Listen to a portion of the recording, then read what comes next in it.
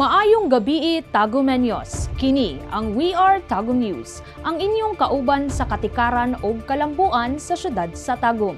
Ako, si Rochana Cabegas, live gikan dinhi sa CIO Studio sa City Hall of Tagum. Para sa atuang balita.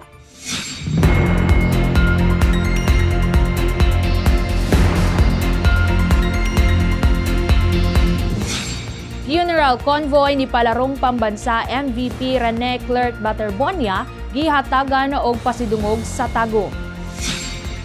Pagpang-apod-apod sa school supplies sa mga pampublikong tulunghaan sa syudad gihatod sa Tabang Eskwela Program. Job Start Tagum 2026 opisyal nang gisugdan. Earthquake preparedness gipalig-on sa LGU Tagum pinaagi sa NCED. Og pickleball-inspired artificial coral reef gilunsad sa Tagum.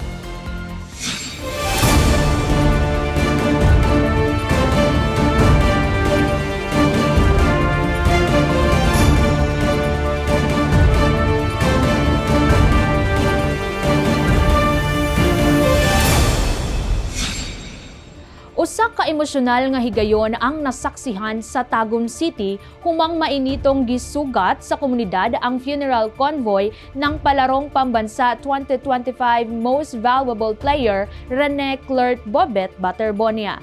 Ang pag-agi sa convoy na himong higayon sa paghatag og katapusang pasidungog og pakig-ambit sa kasubo alang sa batan-ong atleta. Aniya si Jaira Soliano para sa balita.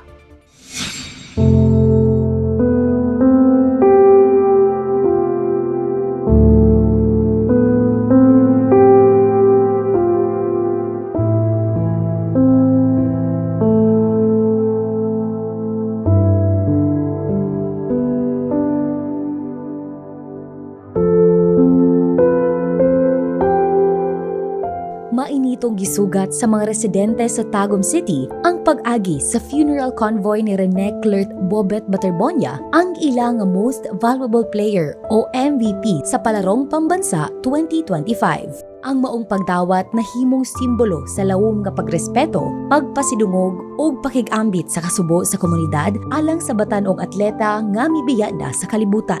Nagsugod ang funeral convoy gikan sa Ateneo de Davao University Senior High School Campus ug mipadulong sa iyang lungsod sa Talacogon sa Agusan del Sur diin siya pagahimuon sa iyang lamay. As a player po nga athlete nga gikan sa galisod nga pamilya, murag na-touch mo ko sa iyang sariling story ba.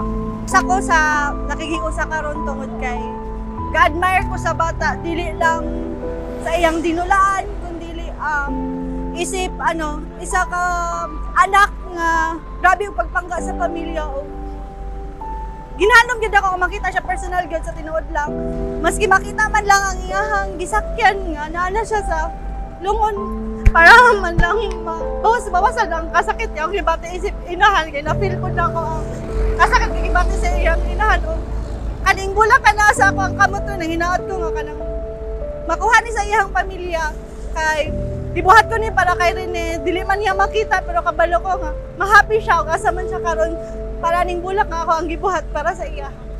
Samtang miagi ang convoy sa Tagum, daghang mga residente ang mitungha aron maghatag sa ilang katapusang pasidungog ug pag-ampo alang sa panaw nga atleta nga nailhan tungod sa iyang talagsaong kontribusyon ug kalampusan sa natad sa sports. Nagpahayag usab ang katawhan sa Tagum sa ilang kinasingkasing nga simpatsya ngadto sa pamilya ni Baterbonia niining panahon sa dakong kasubo. Bisan sa iyang pagkamatay, nagbilin si Rene Clerc Bobet Baterbonia og inspirasyon sa daghang kabatan-unan pinaagi sa iyang dedikasyon, disiplina ug kahinungdanan sa sports nga magpabiling handumanan sa mga nakaila ug nakasaksi sa iyang mga kalampusan. Sa iyang pagpanaw, magpabilin sa handumanan sa daghang Pilipino si Rene Clerc Bobet Baterbonia isip ehemplo sa dedikasyon, disiplina ug kahusayan sa natad sa sports. Kini si Jaira Soliano reporting para sa We Are Tagum News. Padayon ang paghatag og suporta sa edukasyon sa lokal nga panggamhanan sa Tagum pinaagi sa Tabang Eskwela Program. Sulod sa duha ka adlaw, hapit 30 ka pampublikong tulunghaan ang nabisitahan og nakadawat sa libreng school supplies alang sa mga estudyante. Para sa report ania si Kirsten Item. Mi arangkada na ang Tabang Eskwela Program sa lokal nga panggamhanan sa Tagum pinaagi sa padayon nga pag-apod-apod og school supplies ngadto sa mga pampublikong tulunghaan sa syudad isip kabahin sa suporta alang sa edukasyon sa mga kabatan-unan. Ang tulo ka adlaw nga distribusyon gisugdan kaniadtong Hunyo 16, 2026 diin unang nebisita og nahatagan ang napulo ka mga eskwelahan. Sa ikaduha ug ikatulong adlaw ni adtong Hunyo 17 ug 18 nadungagan pa ang mga benepisyaryong eskwelahan nga labing gikalipay gayud sa mga estudyante og ginikanan. Gi-turn over sa lokal nga panggamhanan ang mga school supplies nga magamit sa mga estudyante sa ilang pagskwela ug makatabang sa pagpagaan sa gastuhan sa ilang mga ginikanan sa pagsugod sa bag-ong tuig pagtungha. Nagpakita usab og suporta sa maong inisyatiba ang mga miyembro sa 10th City Council nga personal nga miuban sa pipila ka mga distribusyon sa mga eskwelahan. Matod sa LGU Tagum, kabahin kini sa programang pang-edukasyon sa syudad nga nagtumong sa paghatag og dugang nga suporta sa mga estudyante ug pagpalig-on sa kalidad sa edukasyon sa lokalidad. Padayon ng implementasyon sa Tabang Eskwela Program aron mas daghang kabatan-unan sa Tagum ang makabenepisyo ug mas maandam alang sa ilang pagkat-on sa bagong tuig sa klase. Kini si Kirsten Item, reporting para sa We Are Tagum News. Alang sa mga kabatan-unang nangandoy nga makasulod sa kalibutan sa pagpanarbaho, opisyal nang gisugdan sa syudad sa Tagum ang Job Start Tagum 2026. Pinaagi sa usa ka Employment Readiness Program, gihanas ang mga first-time job seekers aron mahimong mas andam ug mas kompetitibo sa pagpangita og trabaho. Aniya si Kent Vista para sa report. Opisyal nang gisugdan karong semanaha ang Job Start Tagum Batch 2026. Usa ka programa nga nagtumong sa pag-andam sa mga first-time job seekers alang sa ilang pagsulod sa kalibutan sa pagpanarbaho. Pinaagi sa napulo ka adlaw nga Employment Readiness Program, gipailalom ang mga partisipante sa nagkalain-laing mga training ug workshops aron mapalambo ang ilang kahibalo, kahanas ug pagsalig sa kaugalingon isip pagpangandam sa ilang umaabot nga karera. Ang Job Start, usa sa mga youth employment programs nga gipatuman sa City Public Employment Services at Capability Development Office (CONSI PESDO) sa pakigtambayayong sa Department of Labor and Employment o DOLE. Atol sa programa, makaton ang mga kabatan-unan sa resume writing, personal branding, work ethics, job interview preparation ug uban pang mga kasanayan nga importante sa pagpangita ug pag-angkon og trabaho. Sumala sa mga tigpatuman, tumong sa maong programa nga mapalambo ang employability sa mga partisipante, pinaagi sa paghatag kanila og learning opportunities ug practical knowledge nga ilang magamit sa pag-apply sa trabaho. Gilauman nga pinaagi sa Job Start, mahimong mas andam, mas kompetitibo ug mas adunay pagsalig sa kaugalingon ang mga kabatan-unan sa pag-atubang sa mga oportunidad sa labor market. Padayon usab ang paningkamot sa lokal nga panggamhanan ug sa DOLE sa paghatag og mga programa nga makasuporta sa employment ug career development sa mga batan-ong Tagumenyo. Kini si Kent Vista, reporting para sa We Are Tagum News.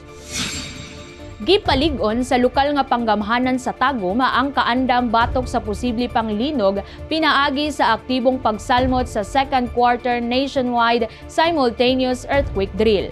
Gihimo ang simulation aron masiguro nga andam ang mga empleyado o kliyente sa hustong pagtubag panahon sa emerhensya. Para sa dugang detalye, ania si Fatima Avilino. May partisipar ang mga empleyado o mga kliyente sa lokal nga panggamhanan sa Tagum sa second quarter nationwide simultaneous earthquake drill o NSED ni adtong Hunyo 18, 2026. Isip kabahin sa padayon nga pagpangandam alang sa posibleng linog ug uban pang emerhensiya. Atol sa drill, gisuot sa mga empleyado ang ilang mga hard hats ug hapsay nga gituman ang duck cover and hold procedure sa dihang gisugdan ang simulated ground shaking. Human sa simulation, organisado ug kalmado nga migawas ang mga empleyado gikan sa ilang tagsa-tagsang opisina ug misunod sa mga gitudlong evacuation route padulong sa mga luwas nga assembly areas gawas sa City Hall. Gipangunahan ang maong kalihukan sa City Disaster Risk Reduction and Management Office o CDRRMO uban sa mga designated officers sa matug opisina aron masiguro ang tama nga implementasyon sa earthquake response procedures. Miatubang usab sa kalihukan ang Bureau of Fire Protection kon BFP Tagum ug ang Philippine National Police kon PNP Tagum nga napahigayon og building assessment aron masusi ang kahimtang sa pasilidad ug masiguro ang kaandam niini sa panahon sa emerhensiya. Matud sa mga otoridad, importante ang regular nga pagsalmot sa mga earthquake drill aron mas mapalambo ang kahibalo ug kaandam sa mga empleyado ug sa publiko kung unsay angay buhaton panahon sa kalamidad. Pinaagi sa maong inisyatiba, nagpadayon ang LGU Tagum sa pagpalig-on sa disaster preparedness ug responsableng pagtubag sa mga emerhensiya aron mapanalipdan ang kinabuhi ug kaluwasan sa tanang Tagumenyo. Kini si Fatima Avelino reporting para sa We Are Tagum News. Usa ka talagsaon og inobatibong proyekto ang gilunsad sa syudad sa Tagum alang sa pagparalipod sa kadagatan. Inspirasyon gikan sa sikat nga sport nga pickleball, usa ka artificial coral reef ang gibutang sa barangay Libuganon aron makatabang sa pagpadaghan sa yamang dagat ug rehabilitasyon sa coral reefs. Aniya si Labra Baca para sa dugang detalye. Padayon sa pagpasiugda sa marine conservation ang syudad pinaagi sa paglunsad sa usa ka bag-ong disenyo sa Artificial Coral Reef kon ACR nga inspirasyon gikan sa nagkasikat nga sport nga pickleball. Pinaagi sa City Agriculture Office ug ubos sa liderato ni Mayor Ray Tiuy, gi-instalar ang maong pickleball-inspired Artificial Coral Reef sulod sa Marine Protected Area sa Barangay Libuganon. Tumong sa proyekto nga makahimo og malungtarong ecosystem ilawom sa dagat pinaagi sa paghatag og kapasilungan ug pagkaon sa nagkalain-laing marine species samtang gidasig ang natural nga pagtubo sa mga coral sa maong lugar. Gilauman nga sa pagdugang sa coral cover mas mudagan usab ang mga isda ug uban pang yamang dagat nga mahimong benepisyo sa lokal nga komunidad sa mga mangingisda. Matud sa City Agriculture Office, kabahin kini sa padayon nga paningkamot sa lokal nga panggamhanan aron mapahiuli ang kahimtang sa marine resources, mapadaghan ang populasyon sa mga isda ug mapaayo ang panginabuhi sa mga mangingisda nga nagsalig sa kadagatan isip ilang panginabuhian. Ang pickleball-inspired Artificial Coral Reef nagrepresentar sa paghiusa sa inobasyon ug pag-atiman sa kinaiyahan nga nagpakita sa pagsalig sa syudad sa Tagum sa pagpanlimpod sa coastal resources ug pagmintinar sa malungtarong pangisdaan alang sa umaabot pa nga mga henerasyon. Kini si Labra Baca reporting para sa We Are Tagum News. Usa ta magtapos at tangiunya sa Tagum Talks ang storya sa usa ka madasigon nga amahan nga nahimong dakong inspirasyon dili lamang sa iyang mga anak apan apil na usab sa iyang mga sakop. Siya ang commanding officer sa 10th CMO Battalion, Lieutenant Colonel Tony C. Bugawan, Infantry GSC PA. Ug mao kato ang atong mga balita sa We Are Tagum News. Inyong kauban sa katikaran ug kalambuan. Para sa dugang detalye og updates, bisitaha og i-follow ang atong official Facebook page ang City Government of Tagum. Madungog sab kita sa atong official radio station RT 99.1 Radyo Tagum. Ako si Rochana Cabegas ug sa kanunay, We Are Tagum.